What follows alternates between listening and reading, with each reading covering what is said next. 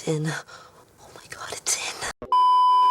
In every person's life, there are a couple of things they remember doing for the first time. Getting their first car, their first boyfriend or girlfriend, or even the first day of high school. But by far the most memorable and significant thing most people remember doing for the first time is cracking. For those older folks watching this video, you guys might think it's something that chiropractors do to relieve tension.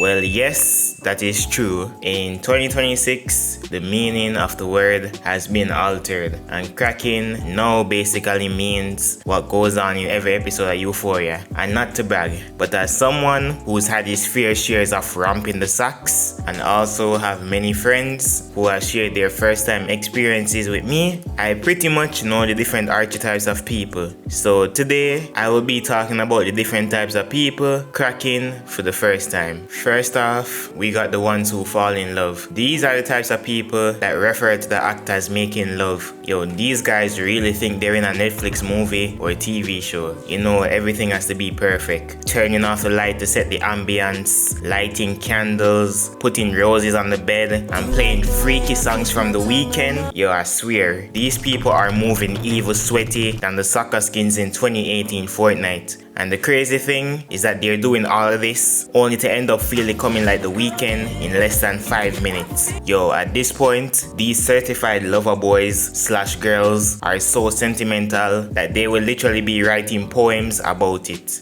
Just like Drake, they would always renounce this as the best they ever had. And since it's their first time, they usually tend to get all overly attached to the person, and now they've mistaken that intimate moment for love. Meanwhile, the other person plays Ray Charles to the love and doesn't reciprocate the same feelings. Now they're listening to Take Care at 12 a.m.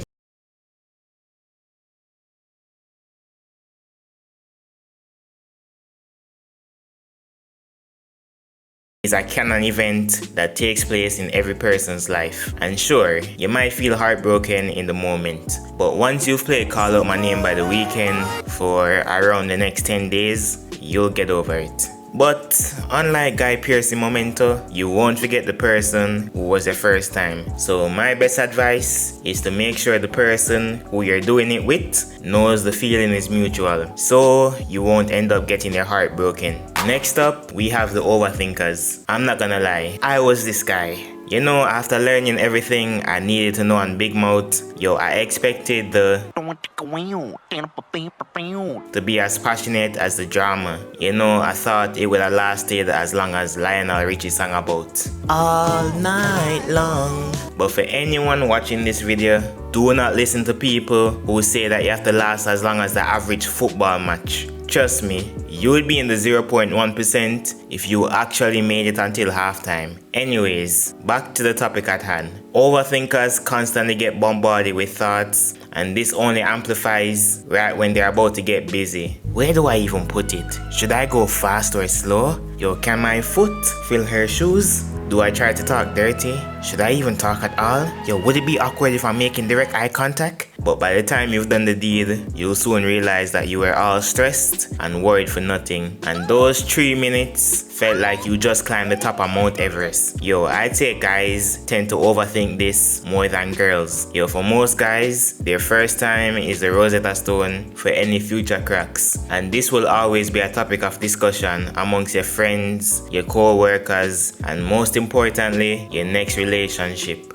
Then we got the people who think they can get anyone after losing it. Your first time will give you more adrenaline than taking any type of narcotics. Yo, you're gonna feel like you're on top of the world. Yo, with the amount of confidence you have, if you saw a prime Megan Fox, you would not hesitate to approach her. But usually, that delusion will be the downfall of most people. Sure, your XP might have gone up, but you're still the same player as you were at level 1. Yo, that's like going from a wooden to a netherite pickaxe. Basically, for my non-gamers who never understood that analogy, you're not gonna transform from Mick Lovin to Duke Dennis overnight. For girls, it's a bit different. I'm not saying it's easy to just get any guy, but let's be honest. If you wanted to dance on the floor in the round, then it would be as easy as ABC to find your next dance partner. But usually, after girls lose it, they tend to choose their next dance partners more carefully. Yo, one thing that that anyone new to the business should know is that there is a hierarchy. At the top, there's obviously the celebrities, tall guys, hood niggas, and then you, sir,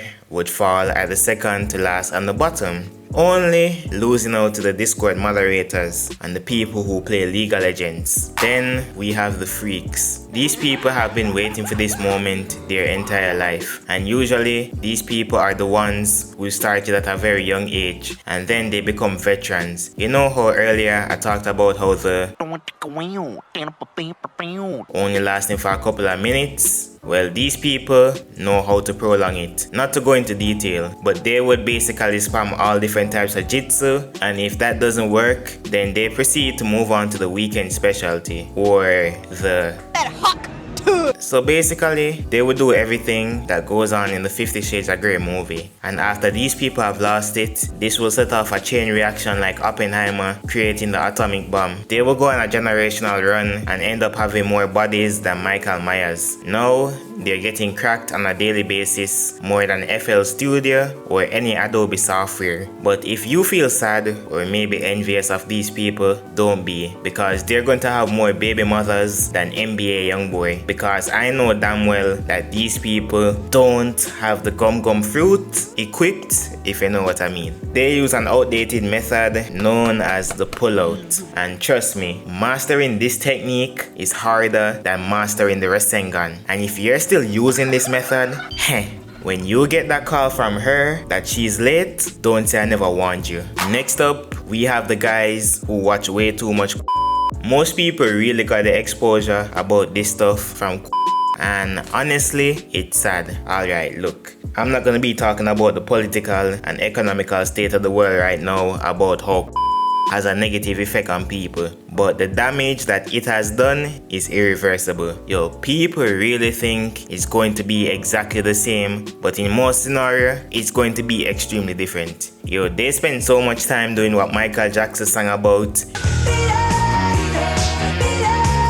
that they can't even take lift off, if you know what I mean. Yo, the cat would literally be in front of them and they would run away from it like Jerry. Yo, at this point, pass the ball to me. Then we got the storytellers. These people are the definition of kiss and tell. They would be the ones who tell you everything that happened in detail, from the exposition and the climax to the resolution, to the point where some of these people need to open up a Google Docs and start writing a novel, because the amount of lore and depth they have is on the level of One Piece and Game of Thrones. But I feel like some of these people really are on their Pinocchio timing, because everything seems a bit too good to be true. You're telling me she was the one who initiated the first move and that you did it 6 times in the park? Yeah, I don't know what good stuff you're on, but I need some of that.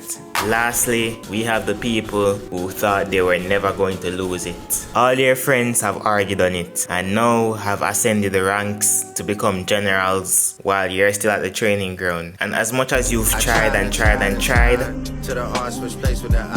you're still so now you're thinking whether you have to wait until you're 40 like Steve Carell before you can finally shed your skin. But luckily for you, you end up not waiting too long and finally meet someone who's willing to share that intimate moment. In most cases, you're gonna be shedding tears like Ken Kaneki with the amount of joy and relief you have. But my best advice is don't be in a rush to lose it. Just go at your own pace. People will tell you that you're lame if you've not done it. Don't let people influence you. Find someone who genuinely likes you and it's going to be amazing. Anyways, tell me which one you are in the comment section below, and if I miss any, don't be afraid to let me know in the comment section. If you want more insight into my relationship history, then watch these videos that you're seeing right now. If you want to suggest more video ideas, join the Discord server. Sorry for the lack of uploads recently. I've been moving, and plus I just got this brand new job that